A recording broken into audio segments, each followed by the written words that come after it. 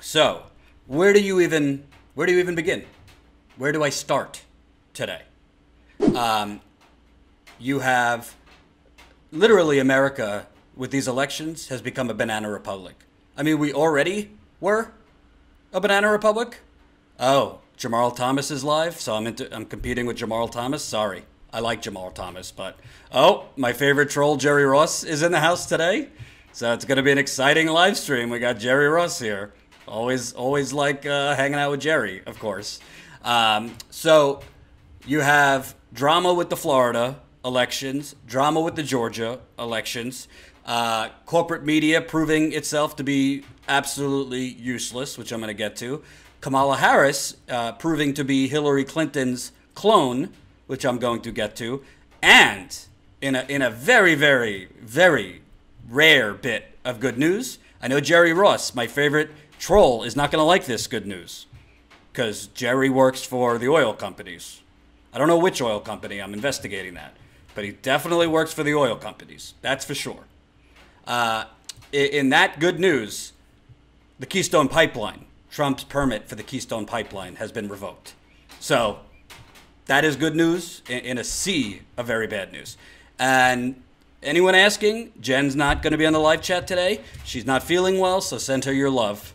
Send her your love. Tell Jen what you think of her. So good vibes and good comments can get her back to good health.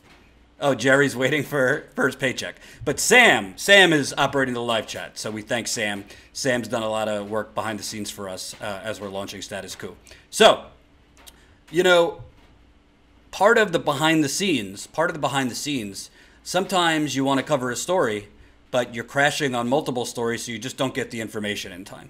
So, full disclosure, I have harassed Tim Canova throughout today, journalistically harassed, that is, to try and get an interview with him, to try and talk to him, because obviously there seems to be some shenanigans that have gone on in that election. Tim Canova obviously switched for the Democratic Party to the Independent. He was an independent running. He got like 4.9% of the vote, which seems really impossible to believe. He only lost by 12 percentage points against Wasserman Schultz, who's a Democrat. And some polls had it quasi-dead heat. So to think that Tim Canova had 4.9% of the vote, I just find that hard to believe. So I tried to speak with Tim before I went live today. I tried to interview him because I want to cover the story, but I also need to be responsible. So Tim was not available to speak with me today. He's obviously busy. There's been some stuff he has sent out and some videos he has sent out that might suggest there was some shenanigans down there, but I don't want to be journalistically irresponsible to put out information that I have not had the time to investigate and I don't know much about. So I'm not going to cover that today, but I just want people were tweeting at me about this.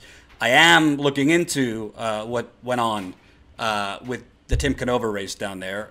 I'm trying to get a hold of him. He did respond to me, but he was not available for an interview. So we are going to cover it. I don't want to give you incomplete information. So as of now, I don't know what happened. I find it extremely hard to believe that Tim Canova got only 5% of the vote down there, especially in his second go-around. We know that the supervisor of elections there in Broward County, who is obviously in the news right now,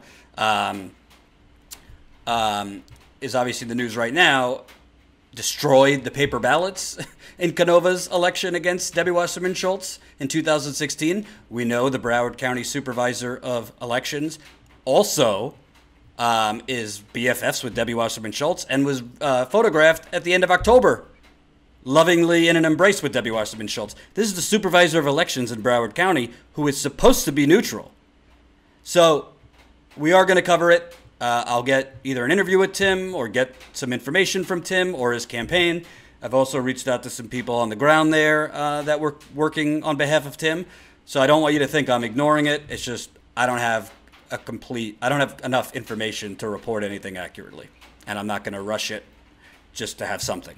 So that's where that stands. But although I don't have the full information, I did find this super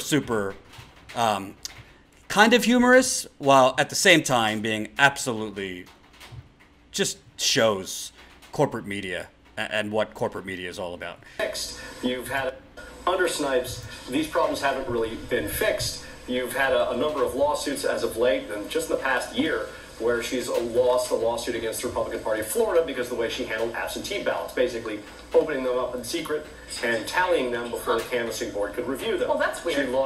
She lost a lawsuit against Tim Canova, the candidate against Debbie Wasserman Schultz in 2016 and this year. It was in the 2016 race. He wanted to inspect ballots. She tried to charge him tens of thousands of dollars merely to look at them. Then, once they negotiated a price down, she destroyed the ballots, which was illegal. And so this What? What? What do you mean? What do you mean? Why hasn't this been out there? The MSNBC anchor asks. I continue. Happening and keeps happening and keeps happening. Now, you played a clip earlier from Governor Scott, who was complaining about Brenda Snipes' incompetence. Incidentally, the Florida Constitution gives and gave the governor the right to suspend any constitutional officer from office for incompetence. I'm sorry, I got to play that one more time. It's too much fun. And now handled absentee ballots, basically opening them up in secret and tallying them before the canvassing board could review them. Well, that's weird. Ooh, that's weird. That's weird. What do you mean? That's weird that a political supervisor who's best friends with Debbie Wasserman Schultz tossed paper ballots in 2016. That's weird. Why didn't I hear about that here at MSNBC? Yes, she lost a lawsuit against Tim Canova, the candidate against Debbie Wasserman Schultz in 2016 and this year. It was in the 2016 race. He wanted to inspect ballots. She tried to charge him tens of thousands of dollars merely to look at them. Then, once they negotiated a price down, she destroyed the ballots, which was illegal. And what? So this just keeps happening. What? Keeps happening and keeps happening. What do you mean there's gambling in this establishment? I do declare. You can't make it up. So, it pains me. It actually pains me. It pains me to give Politico credit, but Politico actually reported this, I believe, last year. They did good reporting on this, that the supervisor of elections, Brenda Snipes, who is BFF with Debbie Wasserman Schultz, literally illegally destroyed the paper ballots in that election between Debbie Wasserman Schultz and Tim Canova. So it's not like it wasn't public information. It's not like Katie Torr and MSNBC couldn't have covered this. So they're just like, what? She did what? And this is what I write about in my book, Corporate Con Job, which, by the way, we're going to be releasing in paperback very soon. We're just finishing re-editing the whole thing, and then we're going to be selling it in paperback. If you don't like reading online, need a little holiday gift for the kiddies or yourself, we will be selling in paperback, so get ready. But I write about this in my book all the time. They are paid to be clueless.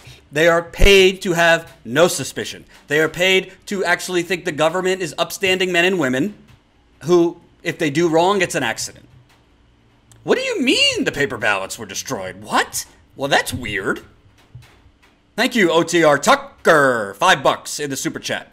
Definite shenanigans, especially in Broward, it's obvious and showing up in the gubernatorial, senatorial, and Canova races. Yes, I'm going to get to that.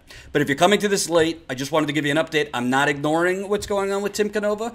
Sometimes somebody doesn't get back to you before you go live. Sometimes you're crashing on multiple things, which I am. So I don't want to do a rushed report on what's going on when I don't have the facts. So I'm not going to just speculate on what's going on down there. I don't believe that he only got 5%. I do think there's shenanigans, and I am looking into it, and I will speak with Tim over the weekend. You have my word. So that's what's going on with that. And as a reminder, this is a super chat, and I'm going to give you an update, folks, before we move on to the next story. We're still pushing. We're still pushing hard on this GoFundMe. We are at $19,397. Our goal for the end of November is $25,000. So we need support.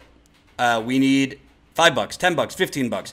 You get $100 hat or shirt. 127 gets you both. We're coming up with new ideas for giveaways. Jen is starting to mail out the hats and the shirts. So the first people who contributed will be getting their hats and their shirts very, very soon.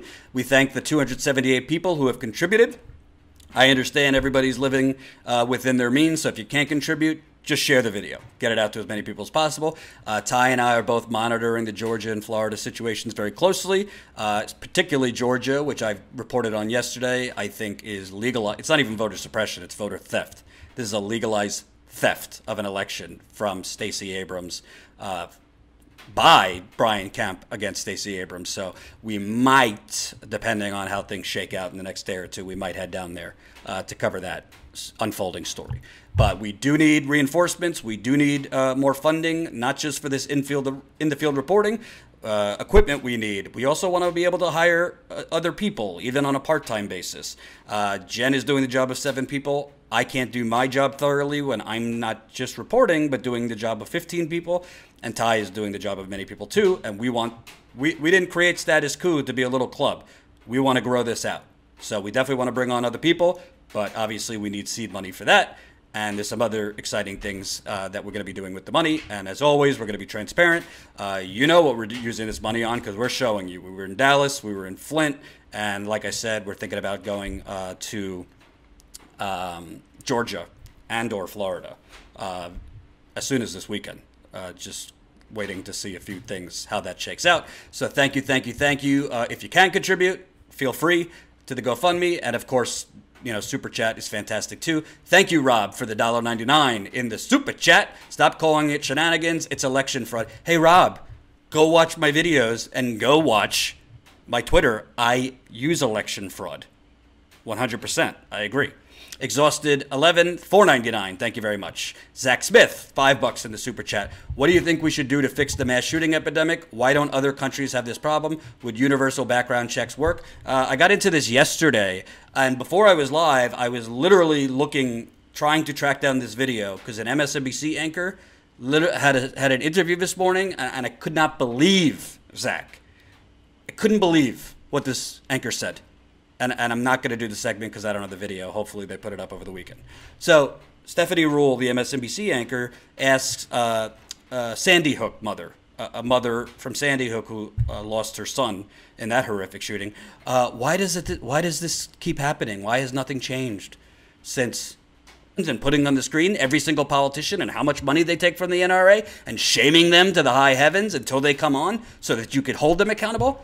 Maybe if you did that, rather than doing play-by-plays of the shooting for now 6 hours, because they don't even cover it for a day anymore. They cover these shootings for like 3 hours and then move back to Trump.